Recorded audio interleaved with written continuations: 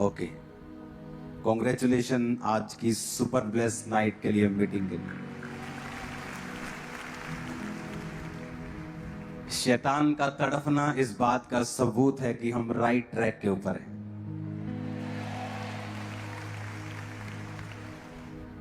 और शैतान का जी मितलाना इस बात का सबूत है कि आप लोगों की प्रार्थनाएं उसे तंग कर रही हैं।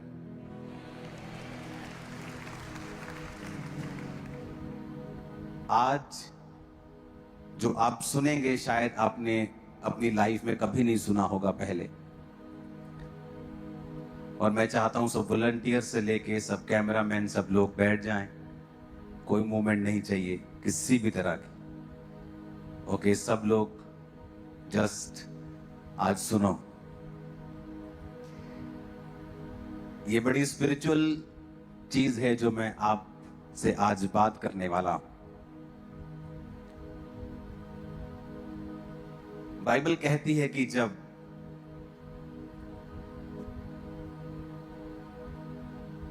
शमूएल नबी ने शाऊल को अपनी संगति में लिया, उसे वो खाना दिया जो उसके योग्य नहीं था बल्कि याजकों के योग्य था।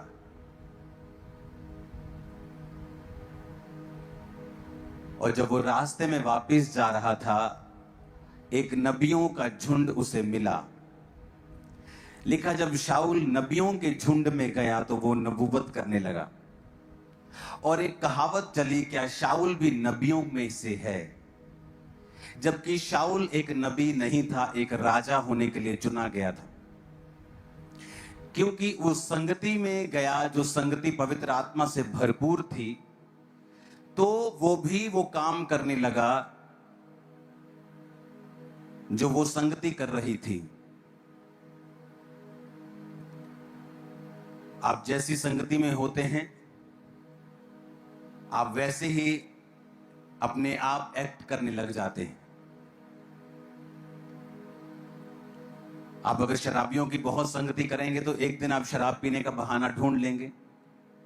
व्यभिचारियों की संगति करेंगे तो आप एक ना एक दिन उस पाप में गिर ही जाएंगे।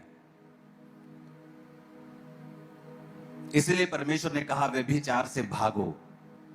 लेकिन ये आज का टॉपिक नहीं है। मैं स्पिरिट की बात कर रहा हूं। आप स्पिरिट को कैच करते हैं जिस जैसे स्थान पर आप होते हैं। आपको शायद पता नहीं होगा, शायद पता होगा, आपको यहां बैठे हुए प्रार्थना करते हुए 6, 7, 8 घंटे हो गए हैं। और अगर आप अगले 8 घंटे भी बैठे रहेंगे तो आपको ऐसा नहीं लगेगा कि आपने बहुत लंबा समय प्रेयर की है, क्योंकि आप उस स्पिरिट के द्वारा कैच कर लिए जाते हैं।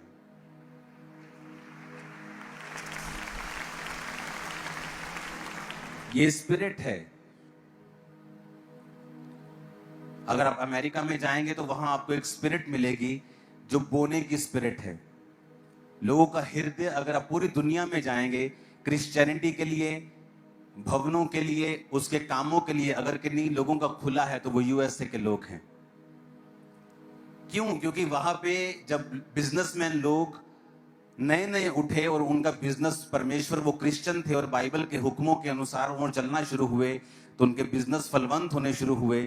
तो वही स्पिरिट कैच की दूसरे लोगों ने, और वही स्पिरिट कैच करते करते वो इतनी फैल गई कि आज वो सारे जो बिजनेसमैन लोग हैं, बहुत से परमेश्वर के साथ जुड़े हुए हैं। बहुत सारे चर्चिस को, बहुत सारे मिशनरी कामों को वो सपोर्ट करते हैं, क्योंकि वो स्पिरिट ने कैच कर लिया उनको।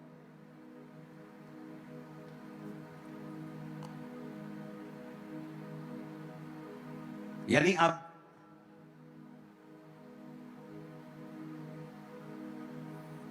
पतरस जब लंगड़ा चला के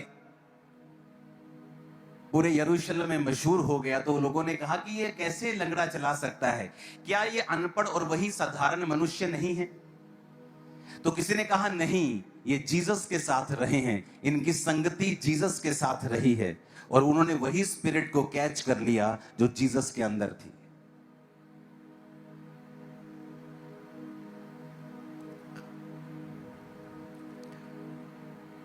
अपनी स्क्रीन की ओर आप एक कैमरे को करेंगे।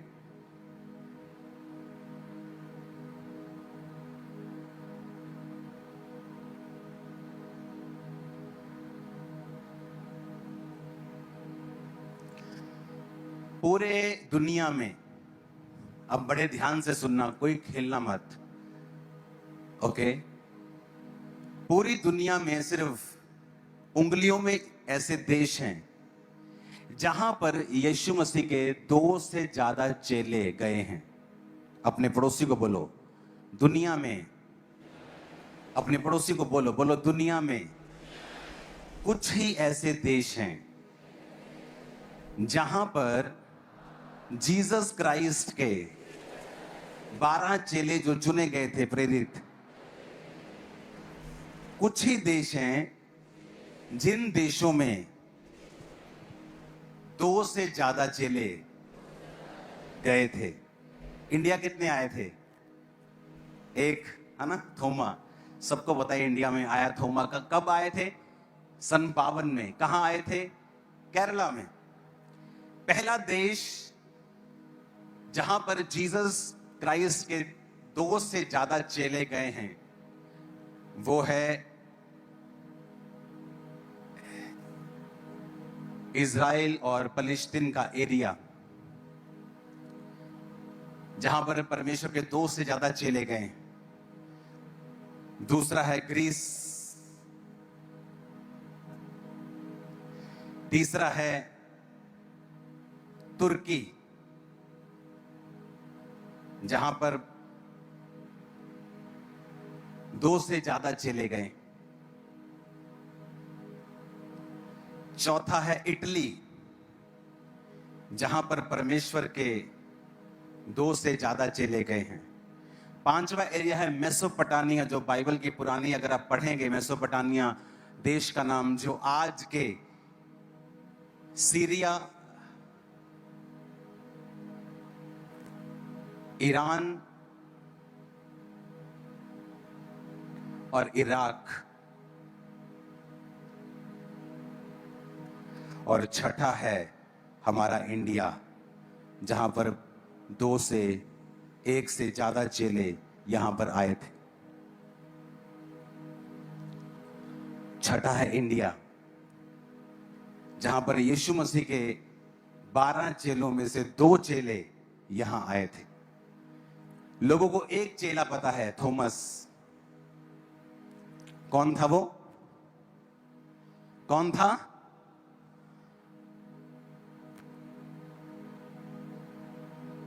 थॉमस, जो 52 ईस्वी में केरला के तट पर आए थे।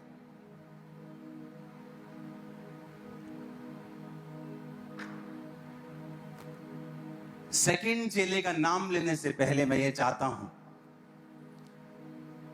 हम मरकुस की उस आयत को पढ़ें जहां पर सब चेलों के नाम हैं। उसने 12 पुरुषों को नियुक्त किया कि वे उसके साथ साथ रहें और उन्हें भेजे कि वो प्रचार करें और दुष्ट आत्मा को निकालने का अधिकार रखें।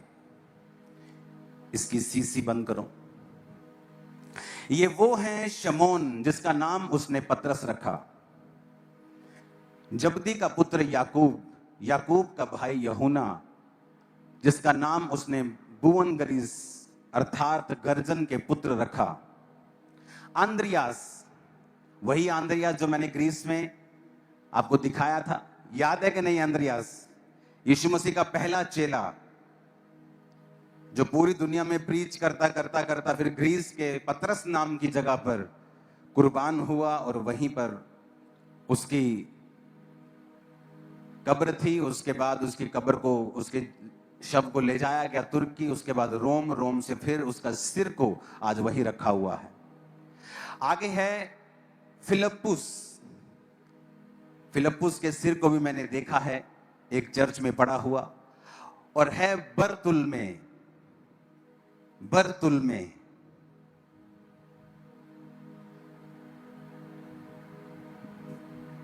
अपने पड़ोसी को बोलो, दूसरा है बरतुल्मै। आप हैरान होंगे कि बरतुल्मै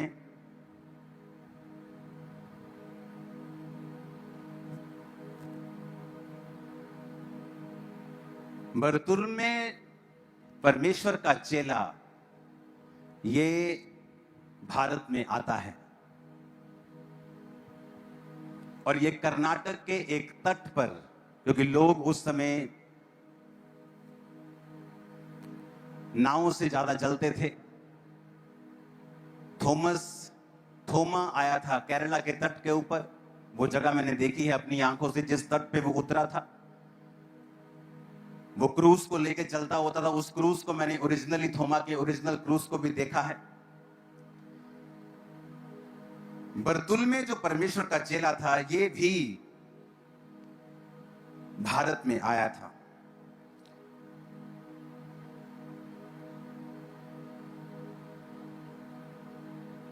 मैं ये आपको क्यों कह रहा हूं?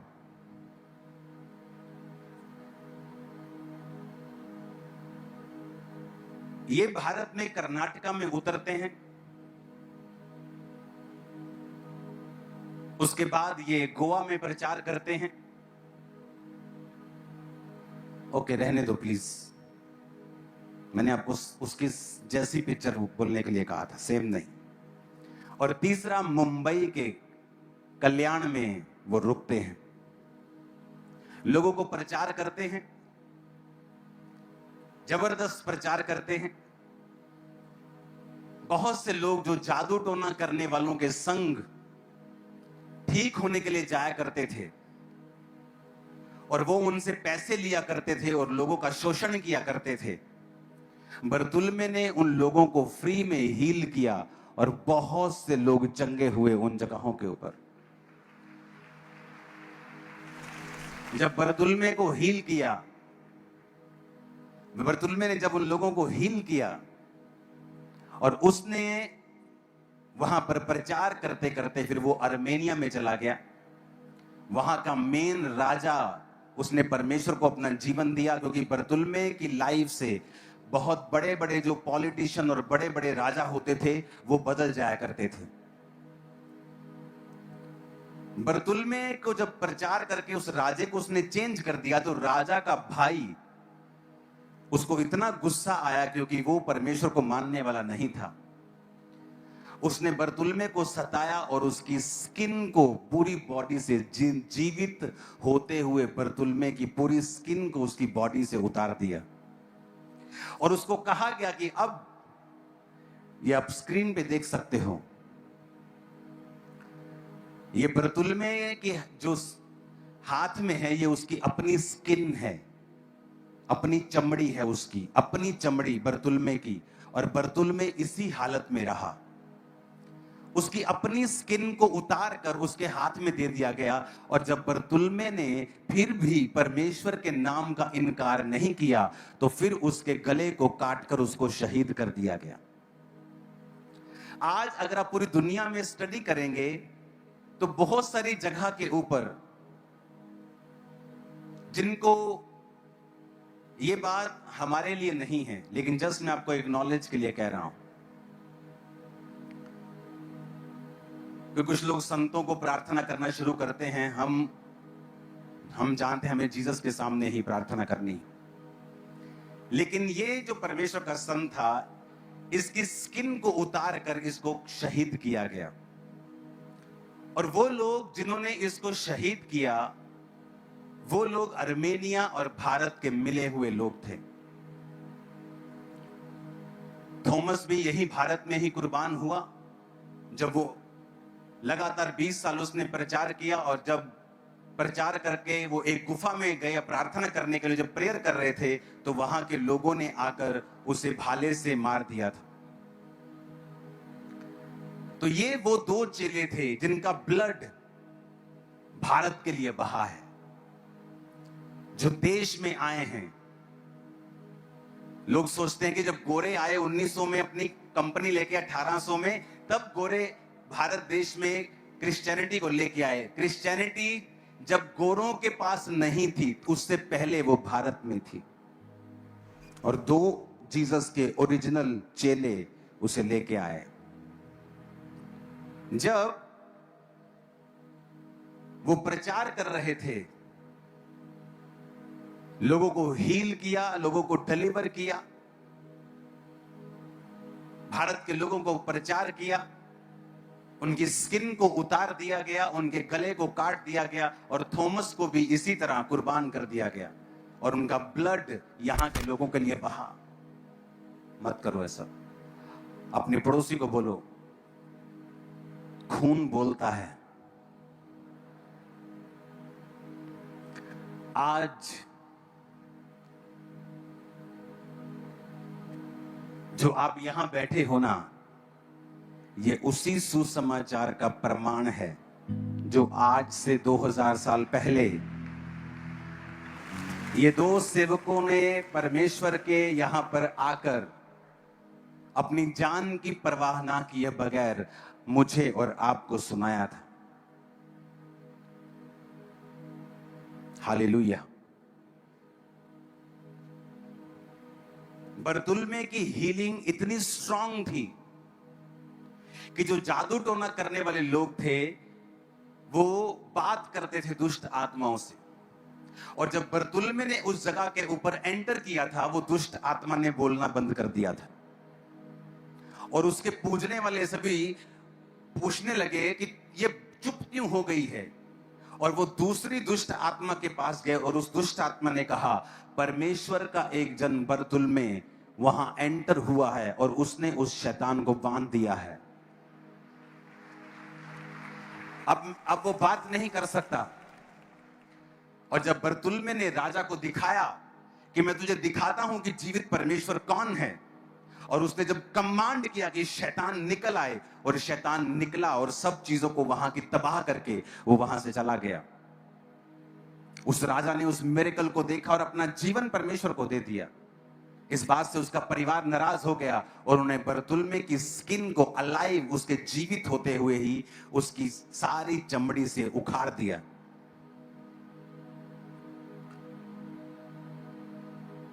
क्योंकि हमें थॉमस का मालूम था, हमें मालूम नहीं था कि बरतुल्मे भी एक सामर्थी परमेश्वर का जन, उसके प्रचार में इतनी पावर होती थी कि जो बड़े बड़े राजा होते थे जब उसको सुनते थे पूरी तरह से अपने मन को परमेश्वर में दे देते, खो जाते थे। वो उस अनॉइंटिंग के सामने शैतान बोलकर समर्पित होकर वहां से भाग जाया करता था। लोग फ्री में आके चंगा होते थे, आजाद होते थे।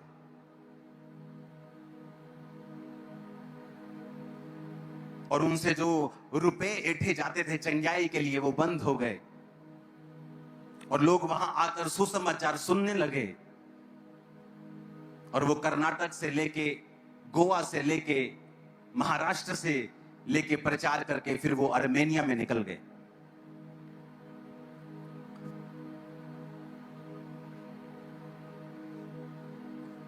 अपने पड़ोसी को बोलो, आज स्पिरिट को कैच करना है। ऊंची आवाज में कहो अपने पड़ोसी से, आमीन।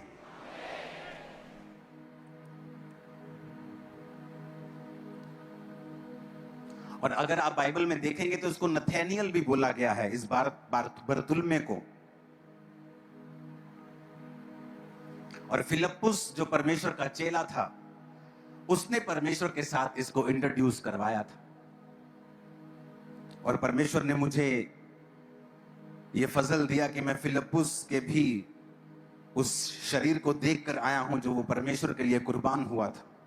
और वही था जो परमेश्वर के दास नथेनियल को, जो बाद में बरतुल्मे बना, उसे वो परमेश्वर के पास लेके गया था। ऊंची आवाज से बोलो हालेलुया।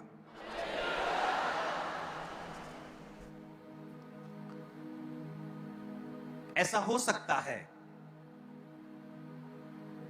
कि आप धर्मियों के बीच में रहें जो प्रार्थना करने की आत्मा से भरे हुए हैं। आप उनके बीच में रहें जो दर्शन देखते हैं, जो हीलिंग करते हैं, लेकिन आपकी लाइफ में वो ब्लेसिंग ना हो, क्योंकि आपकी जो स्पिरिट है वो परमेश्वर के लिए ओपन नहीं है।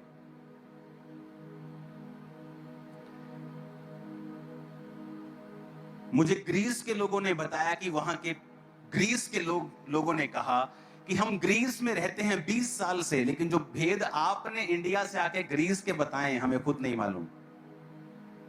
हम 20 साल से यहां रहते हैं, हमें नहीं पता था। मैंने कहा जब मैं पतमुस की गुफा से निकला हूं, परमेश्वर ने मेरे स्पिरिट को ओपन किया है, जो पहले कभी नहीं था। मैं पहले दिन में किसी और रूप में गया था, लेकिन तीसरे दिन मैं किसी और रूप में बाहर आया था, जब मैं फाइनली 3 दिन के बाद उस गुफा से बाहर आया। और मेरे परिवार ने भी ये चीज नोटिस की कि आप गए किसी और रीति से थे, लेकिन आए सेम नहीं हो। उसके बाद परमेश्वर के जो वचन की भेद की बातें थी, किस तरह से क्रिश्चियनिटी स्टार्ट हुई पहली सदी से लेके अब तक, वो सारा सदी बाय सदी, दशक बाय दशक क्या हुआ, हिस्ट्री दर मेरी आंखों के बिल्कुल ऐसा सामने है जैसे वो 2 दिन की बात हो। और परमेश्वर ने जो भेद मुझ पे खोलने शुरू किए, क्यों? क्योंकि प्रकाशित वाक्य में मैंने उस रेवलेशन की स्पिरिट को क्या किया, कैच किया। वहां बहुत से लोग थे जो विजिट करने के लिए गोरे आ रहे थे वहां। अच्छा, ओके, वाओ, वेरी गुड, ठीक है, फाइन, चलो आगे। लेकिन मैं वहां पे गया था रिसीव करने की आत्मा के साथ। ओ, यहां पे परमेश्वर खड़े हुए थे, मैं वहां लेट गया। मैं किसी फोटो के सामने लेटा हुआ नहीं था, किसी क्रॉस के सामने लेटा हुआ नहीं था। मैं वहां लेटा था जहां परमेश्वर खड़े थे, और मैं वहां प्रेयर कर रहा था। मैं अपनी वाइफ को बता रहा था कि यहां पर परमेश्वर का मुंह था, क्योंकि जब उसके मुंह से निकला तो तरेड़ पड़ी, और वो तरेड़ 3 भागों में फैल गई।